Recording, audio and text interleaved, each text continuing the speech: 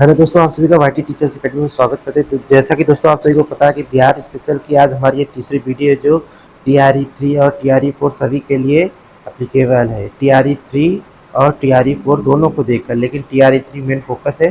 बाकी ये मैं एक भी किसी भी पॉइंट को मैं मिस नहीं कर रहा हूँ, क्योंकि TRE 3 का एग्ज़ाम जून में, जो अभी तक का जो डेट है कि जून में 10 या 12 जून को हो सकता है, मे भी आगे भी बढ़ सकता है, 20-22 को भी जा सकता है। अभी कुछ कहा नहीं जा सकता, लेकिन अभी आप 10-12 जून को मान के चलेंगे तो TRE 3 और TRE 4 दोनों के लिए ये बेनिफिशियल है। तो आज का जो टॉपिक है दोस्तों, अंग्रेजी ईस्ट इंडिया कंपनी का आगमन। आज नया टॉपिक है, तो जो नए स्टूडेंट हैं उनके लिए तो सोने पे सुहागा है। जो पुराने बच्चे पिछले 2 वीडियो को रिविजन जरूर किया करें। आपको कुछ नहीं करना है, नोट्स नहीं बनाने हैं, ज़्यादा से ज़्यादा क्या करना है, आपको वीडियो को बस आपको रिवाइज करते रहना है। तो चलिए दोस्तों, वीडियो को शुरू करते हैं। सबसे पहला क्वेश्चन लेते हैं। ईस्ट इंडिया कंपनी के स्थानीय माल गोदाम की स्थापना, यह है गोदाम है की स्थापना 1691 कहाँ पे हुई थी? ईस्ट इंडिया कंपनी के, देखिए सन याद रखेंगे, पटना में, आगरा में, हुगली में, चंद्रनगर में। तो इसका सही जवाब है पटना में। 1691 ईस्ट इंडिया कंपनी ने माल गोदाम अपनी स्थापना कहाँ की थी? पटना में। अगला क्वेश्चन है, ईस्ट इंडिया कंपनी द्वारा समीप समीप समीप ईस्ट इंडिया कंपनी द्वारा के समीप, ठीक है, इन ईस्ट इंडिया कंपनी के द्वारा के समीप, यहाँ पे क्या है अब खाली स्थान, यानी क्या आंसर आएगा? के समीप लखबार में, यानी कि लखबार एक स्थान में कैलिको वस्त्र बड़े पैमाने पर तैयार किए जाते थे। वो कौन सा स्थान है? बिहार शरीफ में, बिहार के वैशाली में, पटना में कि नालंदा में? तो इसका सही जवाब है कहाँ पर? पटना में। पटना में कैलिको वस्त्र का बड़े पैमाने पर क्या किया जाता था? तैयार किया जाता था। किसके समीप? लखबार में। चलिए अगला क्वेश्चन देख लेते हैं। किसे पटना के अंग्रेजी फैक्ट्री का प्रमुख, यानी कि पटना में किसे अंग्रेजों ने फैक्ट्री का प्रमुख नियुक्त किया था? क्या वो वेल्स है, जॉर्ज थर्ड है, जॉब चारनाक है कि हैमिल्टन है? तो इसका सही आंसर है जॉब चारनाक। क्या है? यह अंग्रेजों का फैक्ट्री प्रमुख था। कहाँ का? पटना का। चलिए अगला क्वेश्चन देख लेते हैं। जॉब चारनाक ने कब पटना के अंग्रेजी फैक्ट्री का प्रमुख बनाया गया था? अभी आपने पटना के प्रमुख के बारे में जाना था कि जॉब चारनाक का, लेकिन कब बनाया गया था? 1664 में, 62 में, 60 में कि 68 में? तो इसका सही जवाब है 1664 में। कब बनाया गया था जॉब चारनाक को पटना का? 1664 ईस्वी में। शाइस्ता खान ने अंग्रेजी फैक्ट्री पर कब कर लगाया था? शाइस्ता खान ने क्या किया था? अंग्रेजी फैक्ट्री पर कर लगा दिया था। यह कब लगाया था? 1674 में लगाया था, 1676 में, 1678 में, 1680 में? तो इसका सही जवाब है शाइस्ता खान ने 1680 में फैक्ट्री पर क्या लगा दिया था? कर लगा। किसने लगाया था? शाइस्ता खान ने लगाया था। शाइस्ता खान ने अंग्रेजी फैक्ट्री पर कितने प्रतिशत का, अभी तो आपने जाना कर लगाया था, किसने लगाया था? एक क्वेश्चन शाइस्ता खान ने लगाया था। कब लगाया था उसको जाना आपने, कब लगाया था? 1680 में लगाया था। लेकिन एक कितना परसेंट कर लगाया था? 2%, 2.5%, 3%, 3.5%। तो इसका सही जवाब है शाइस्ता खान ने कितना? 3.5%। दोस्तों आपको कंटेंट देखकर पता चल रहा है कितना मेहनत किया गया है। दोस्तों वीडियो को ज़्यादा से ज़्यादा प्लीज़ लाइक करें और अपने दोस्तों को शेयर करें और वाईटी टीचर्स अकेडमी को सब्सक्राइब करें ऐसे ही वीडियोस के लिए। चलिए अगला क्वेश्चन देख लेते हैं। निम्न में से किसने हुगली शहर को लूटा था? इसमें से किसने हुगली को लूटा था? करजन ने, देखिए नाम 2 बार हो गया, एक ही नाम, करजन कनिंघम ने, जॉब चारनाक ने? तो इसका सही जवाब है जॉब चारनाक। क्या है? जॉब चारनाक। किसने हुगली शहर को लूटा था? तो जॉब चारनाक ने लूटा था। जॉब चारनाक ने हुगली शहर को कब लूटा था? 1686 में, 1682 में, 1684 में, 1680 में? तो इसका सही जवाब है जॉब चारनाक ने हुगली को 1686 में लूटा था। कब लूटा था? 1686 में। एक क्वेश्चन यहाँ पे बनेगा, किसने हुगली शहर को लूटा? तो जॉब चारनाक ने। कब लूटा? तो 1686 में। कब लूटा था? 1686 में। अगला क्वेश्चन क्या है? किस मुगल शासक के शासनकाल में अंग्रेजों की पटना में स्थित फैक्ट्री को बंद कर दिया गया था? यानी किसने, कौन सा हुआ था मुगल जिसने बंद किया? औरंगजेब था, शाह आलम द्वितीय था, फर्रुखसियर था, जहांदार शाह? तो इसका सही आंसर है फर्रुखसियर। फर्रुखसियर ने क्या किया था? पटना स्थित फैक्ट्री को बंद कर दिया था। किस नवाब के दबाव में पटना फैक्ट्री की 1750 में? अब देखिए यहाँ पर मैंने एक और क्वेश्चन डाल दिया आपके लिए, तो यानी कि क्वेश्चनों को आपको रिलेट करना पड़ेगा, क्योंकि मैंने एक एक पॉइंट से एक एक क्वेश्चन को उठाया। तो देखिए पटना किसने बंद किया था? पटना फैक्ट्री को तो फर्रुखसियर ने। कब बंद किया था? तो यहाँ से अगला आंसर आ गया 1750 में किस नवाब के दबाव में, अच्छा यहाँ पर एक क्वेश्चन एक अलग है थोड़ा सा, किस नवाब के दबाव में 1750 में फैक्ट्री को बंद कर दिया था? मीर कासिम के दबाव में, अली वर्दी के, सिराजुद्दौला के, मीर जाफर के? तो इसका सही जवाब है अली वर्दी खां के। किसका?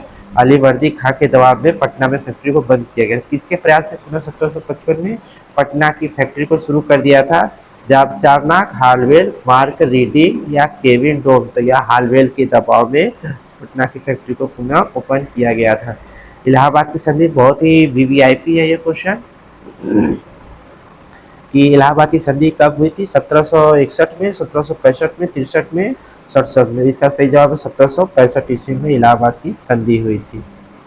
इलाहाबाद की संधि लॉर्ड क्लाइव एवं किस मुगल शासक के बीच हुई? बहादुर शाह जफर, शाह आलम द्वितीय, औरंगजेब या फर्रुखसियर? तो इसका सही जवाब है शाह आलम द्वितीय। किसके बीच हुई थी?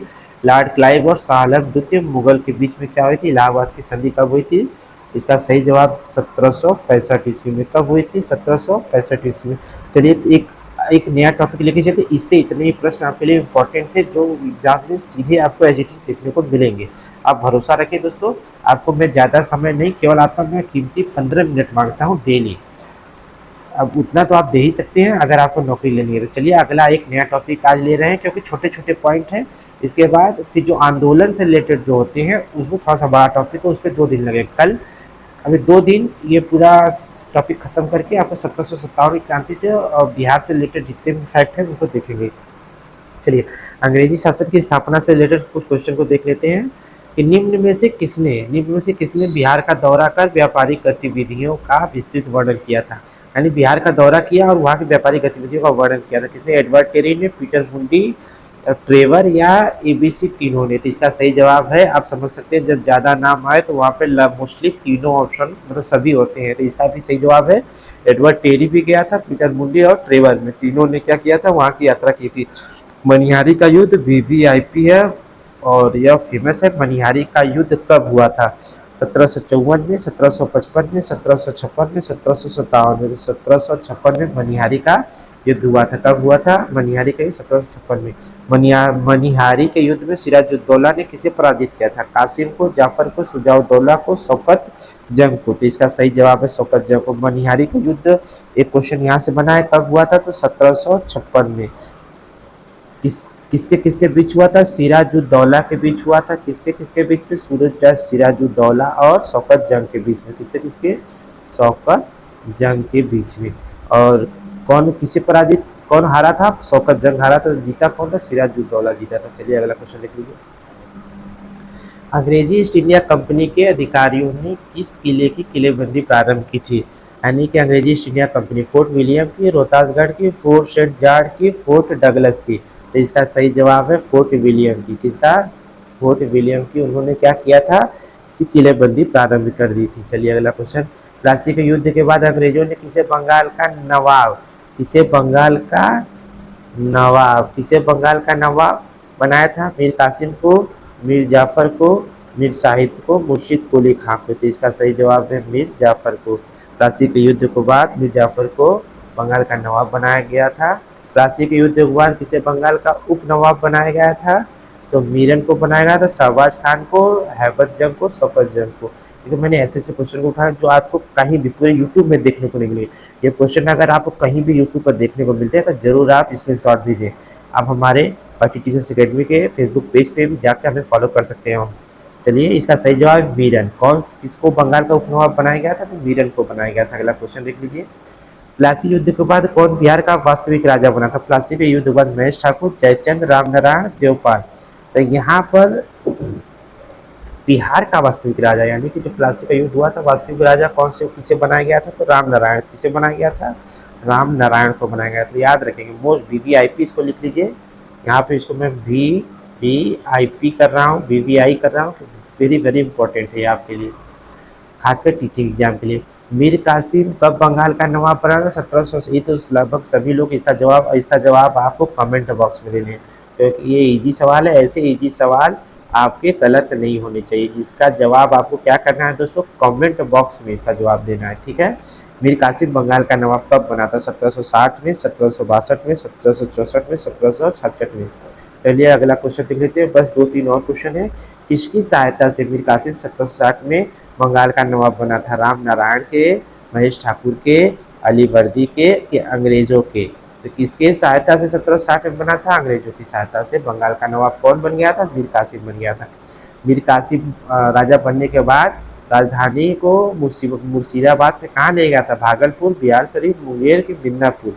तो यह अपने राजधानी को मुंगेर ले गया था, क्योंकि वह अंग्रेजों से क्या हो गया था? परेशान हो गया था, उनकी डिमांड से परेशान हो गया था। इसलिए वो अपनी राजधानी को, कि उनका अंग्रेजों का कम से कम हस्तक्षेप हो, इसलिए अपनी राजधानी को क्या किया था? उसने चेंज कर लिया था। मुंगेर कब बंगाल की राजधानी बना? 1757 में, 59 में और 61 में, 63 में। तो मुंगेर 1761 में क्या हुआ था? बंगाल की राजधानी बन गया था। किसने कंपनी के कर्मचारियों द्वारा दत्तक के दुरुपयोग पर रोक लगा दिया था? कंपनी के जो कर्मचारी थे दत्तक के दुरुपयोग का प्रयोग करते थे, तो यह किसने इसको रोक लगाया था? सिराजुद्दौला ने। किसने रोक लगाया था दोस्तों? सिराजुद्दौला ने। चलिए इसी के साथ दोस्तों आज का ये सेशन समाप्त होता है, लेकिन दोस्तों ध्यान से एक मैसेज मेरा जरूर सुने। दोस्तों आपने 3 दिन जिसने भी लगातार 3 दिनों से मेरा एक कंटेंट वीडियो देख रहा होगा, उसको समझ में आ रहा होगा कि इस क्वेश्चन की क्वालिटी कैसी है। और ये एक भी सिंगल इम्पोर्टेंट क्या, लगभग मैं सारे पॉइंट्स से मैंने क्वेश्चन बना रखे हैं। तो आप समझ सकते हैं कि क्वेश्चनों को कंपाइलेशन में कितनी मेहनत लगी होगी।